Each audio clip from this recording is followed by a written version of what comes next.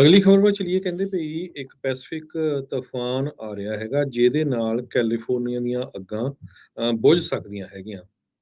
ਇਹ ਜੋ ਤੂਫਾਨ ਆ, ਇਸ ਟਾਈਮ ਜਾਪਾਨ ਦੇ ਲਾਗੇ-ਛਾਗੇ ਹੈਗਾ। ਆਉਣ ਲਈ ਕੁਛ ਦਿਨ ਲੱਗਣਗੇ ਨਾਰਥ ਅਮਰੀਕਾ ਦੇ ਵਿੱਚ ਇਸ ਨੂੰ ਪਹੁੰਚਣ ਦੇ ਲਈ। ਤੇ 2000 ਮੀਲ ਈਸਟ ਆਫ ਜਾਪਾਨ ਦੇ ਵਿੱਚ ਇਸ ਟਾਈਮ ਇਹ ਤੂਫਾਨ ਸ਼ੁਰੂ ਹੋਇਆ ਹੈਗਾ। ਤੇ ਜਦੋਂ ਕੈਲੀਫੋਰਨੀਆ 'ਚ ਆਉਂਦਾ ਆ ਤੇ ਉਹਦੇ ਨਾਲ ਮੀਂਹ ਪੈਣ ਦੇ ਕਾਫੀ ਜਿਹੜੇ ਆਸਾਰ ਹੈਗੇ ਆ। ਜਿਹੜਾ ਟਾਈਫੂਨ ਮੈਰਵੋਕ ਆ, ਇਹ ਵੈਸਟਰਨ ਅਲਾਸਕਾ ਦੇ ਵਿੱਚ ਵੀ ਪਹੁੰਚ ਰਿਹਾ ਹੈਗਾ। ਜੀ। ਉਧਰ ਜਿਹੜਾ ਹਰਜੋਤ ਸਿੰਘ ਜੀ, ਅੱਜ ਕਾਂਗਰਸ ਤੇ ਜਿਹੜਾ ਵਾਈਟ ਹਾਊਸ ਆ, ਉਹਨਾਂ ਦਾ ਜ਼ੋਰ ਲੱਗਾ ਰਿਹਾ ਵੀ ਸਮਹਾਓ ਕਿਸੇ ਨਾ ਕਿਸੇ ਤਰੀਕੇ ਜਿਹੜੀ ਰੇਲ ਦੀ ਸਟ੍ਰਾਈਕ ਆ ਉਹ ਨਾ ਹੋਵੇ। ਪਰ ਕਹਿੰਦੇ ਇਸ ਦੇ ਉੱਤੇ ਜਿਹੜੀ ਕਾਂਗਰਸ ਆ ਉਹ ਵੀ ਡਿਵਾਈਡਡ ਨਜ਼ਰ ਆਈ ਹੈਗੀ ਆ। ਲੇਬਰ ਸੈਕਟਰੀ ਮਾਰਟੀ ਵਾਲਸ਼ ਜਿਹੜੇ ਆ ਉਹ ਕਹਿੰਦੇ ਸਾਰਾ ਦਿਨ ਅੱਜ ਨੈਗੋਸ਼ੀਏਟਰਸ ਦੇ ਨਾਲ ਹੀ ਜਿਹੜੇ ਉਹ ਰਹੇ ਲਾਸਟ ਮਿਨਟ ਡੀਲ ਬਣਾਉਣ ਦੇ ਲਈ। ਹੁਣ ਕੱਲ੍ਹ ਦਾ ਤੇ ਪਰਸੋਂ ਦਾ ਦਿਨ ਸਿਰਫ ਰਹਿ ਗਿਆ, ਕੂਲਿੰਗ ਆਫ ਪੀਰੀਅਡ ਖਤਮ ਹੋ ਜਾਣਾ ਆ। ਤੇ ਜੇ ਇਸ ਦਰਮਿਆਨ ਕੋਈ ਸਮਝੌਤਾ ਕਾਂਟਰੈਕਟ ਨੈਗੋਸੀਏਸ਼ਨ ਨਹੀਂ ਹੁੰਦੀਆਂ ਤਾਂ 1.25 ਲੱਖ ਰੇਲਵੇ ਦੇ ਜਿਹੜੇ ਵਰਕਰ ਆ ਉਹ ਆਉਂਦੇ ਸ਼ੁੱਕਰਵਾਰ ਤੋਂ, ਪਰਸੋਂ ਤੋਂ ਸਟ੍ਰਾਈਕ ਦੇ ਉੱਤੇ ਜਿਹੜੇ ਉਹ ਜਾ ਸਕਦੇ ਆ।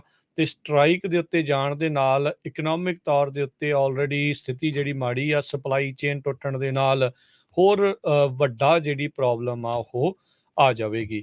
ਅੱਜ GOP ਦੇ ਦੁਆਰਾ ਇੱਕ ਰੈਜ਼ੋਲੂਸ਼ਨ ਲਿਆਂਦਾ ਗਿਆ ਸੀਗਾ ਦੁਪਹਿਰ ਨੂੰ, ਜਿਸ ਨੂੰ ਸੈਨੇਟਰ ਬਰਨੀ ਸੈਂਡਰਸ ਆ ਉਹਨਾਂ ਨੇ ਬਲੌਕ ਕਰ ਦਿੱਤਾ। ਇਸ ਰੈਜ਼ੋਲੂਸ਼ਨ ਦੇ ਵਿੱਚ ਇਹ ਮੱਤ ਸੀਗੀ ਵੀ ਜਿਹੜਾ ਪ੍ਰੈਜ਼ੀਡੈਂਸ਼ੀਅਲ ਬੋਰਡ ਨੇ ਕਾਂਟਰੈਕਟ ਲਾਇਆ ਆ, ਨੈਗੋਸ਼ੀਏਟ ਹੋਇਆ ਆ, ਉਸ ਨੂੰ ਇੰਪੋਜ਼ ਕੀਤਾ ਜਾਊਗਾ। ਇਸ ਦੇ ਨਾਲ ਸਟ੍ਰਾਈਕ ਦਾ ਖਤਰਾ ਜਿਹੜਾ ਆ ਉਹ ਟੁੱਟ ਜਾਊਗਾ। ਇਹ ਰੇਲ ਰੋਡ ਕੰਪਨੀ ਦੇ ਜਿਹੜੇ ਮਾਲਕ ਤੇ ਇੰਡਸਟਰੀ ਗਰੁੱਪਸ ਆ ਉਹ ਇਹੀ ਲੌਬੀ ਕਰ ਰਹੇ ਆ, ਇਹੀ ਚਾਹੁੰਦੇ ਆ।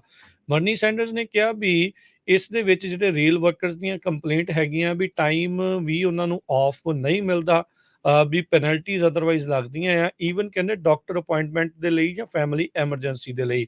ਸੋ ਕਹਿੰਦੇ ਵੀ ਇਹ ਜਿਹੜੀਆਂ ਮੱਦਾਂ ਆ ਇਸ ਕਾਂਟਰੈਕਟ ਦੇ ਵਿੱਚ ਐਡ ਕਰਨ ਦੀ ਜ਼ਰੂਰਤ ਹੈਗੀ ਆ। ਸੈਨੇਟ ਫਲੋਰ ਦੇ ਉੱਤੇ ਬੋਲਦੇ ਹੋਏ ਬਰਨੀ ਸੈਂਡਰਸ ਨੇ ਕਿਹਾ ਵੀ ਜਿਹੜੀ ਰੇਲ ਇੰਡਸਟਰੀ ਆ ਉਹਨਾਂ ਨੂੰ ਇਹ ਮੰਨਣਾ ਹੋਊਗਾ ਵੀ ਇਹ ਜਿਹੜਾ ਕਾਂਟਰੈਕਟ ਜਿਹੜਾ ਫੇਅਰ ਹੈਗਾ ਆ ਤੇ ਜਿਹੜਾ ਜਸਟ ਹੈਗਾ ਆ ਉਸੇ ਨੂੰ ਹੀ ਪਾਸ ਕੀਤਾ ਜਾਵੇ। ਸੋ ਇਹ ਹੁਣ ਦੇਖੋ ਹਰਜੋਤ ਸਿੰਘ ਜੀ ਵੀ ਕੀ ਬਣਦਾ ਆ। ਸਿਰਫ ਕੱਲ੍ਹ ਦਾ ਦਿਨ ਜਿਹੜਾ ਬਚਿਆ ਆ, ਡਿਪਾਰਟਮੈਂਟ ਆਫ ਟਰਾਂਸਪੋਰਟੇਸ਼ਨ, ਲੇਬਰ ਸਕੱਤਰ, ਹੋਰ ਬਹੁਤ ਸਾਰੇ ਹਾਈ ਲੈਵਲ ਕੈਬਨਿਟ ਮਿਨਿਸਟਰਸ ਇਸ ਸਟ੍ਰਾਈਕ ਨਾ ਹੋਵੇ ਉਸ ਦੇ ਲਈ ਜੱਦੋਜਹਿਦ ਕਰ ਰਹੇ ਆ।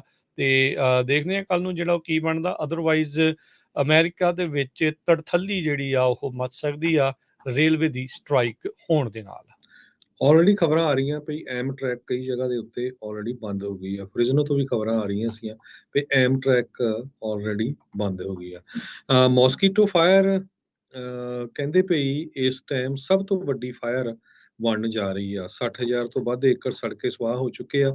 20% ਕੰਟੇਨਡ ਹੈਗੀ ਆ। ਤੇ ਹਜੇ ਵੀ ਏਅਰ ਕੁਆਲਿਟੀ ਦੇ ਲਈ ਜੋ Sacramento Metropolitan, El Dorado, Feather River, Placer ਤੇ ਜੋਲੋ ਕਾਉਂਟੀ ਦੇ ਡਿਸਟ੍ਰਿਕਟਸ ਉੱਥੇ ਫੋਰਕਾਸਟ ਕਰ ਰਿਹਾ ਹੈ moderate to unhealthy air quality. So ਕਹਿੰਦੇ ਵੀ ਮੇਕ ਸ਼ੋਰ ਕਰੋ ਜੇ ਤੁਹਾਨੂੰ ਕੋਈ ਹੈਲਥ ਇਸ਼ੂ ਆ ਜਾਂ ਸਾਹ 'ਚ ਪ੍ਰੋਬਲਮ ਆ ਤਾਂ ਮਾਸਕ N95 ਪਾਓ ਤੇ ਬਾਹਰ ਘੱਟ ਵੱਧ ਨਿਕਲੋ।